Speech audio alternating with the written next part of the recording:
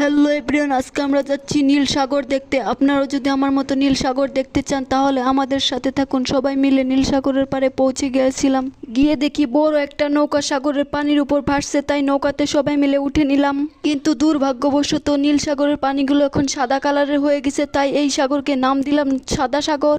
তখনই নৌকার মালিক বলে উঠলো, এই নৌকায় ঘুরতে হলে নাকি 500 করে টাকা দিতে হবে সবাইকে। 500 টাকা তো দূরের কথা, আমাদের কাছে 2 টাকাও নেই, তাই নৌকা দিয়ে ঘোরার আশা বাদ দিয়ে দিলাম আমরা। আর এমনিতেও এই সাদা সাগরের পানি দেখার আমাদের কোনো ইচ্ছেই ছিল না। তখনই নৌকার মালিক বলল, এই নৌকা থেকে যদি আমরা না নামি তাহলে এক্ষুনি আমাদেরকে সাগরে একটা একটা করে ফেলে দেওয়া হবে। তাই সেই কথা শুনে আমরা তো উড়িয়ে পালিয়ে আসলাম নৌকা থেকে। তারপর সাগর পাড় দিয়ে ঘুরতেই আমাদের চোখ পড়লো আমেরিকার কুখ্যাত ঘাসফুলের দিকে। আর এই ঘাসফুলগুলো উদ্ধার করলাম দাঁত দিয়ে আর হাত দিয়ে, বাজারে কড়া দামে বিক্রি করব বলেই। আপনি চাইলে এই ফুলগুলো আপনার গার্লফ্রেন্ডকে গিফট করতে পারেন। এই ঘাস ফুলগুলো ছিল অনেক এক্সপেন্সিভ, কারণ এগুলো শুধু আমেরিকায় পাওয়া যায়। আর এই ফুলগুলো পেতে হলে আপনাদেরকে অবশ্যই সাগর পাড়ে আসতে হবে। আর আজকের মতো জানাই টাটা।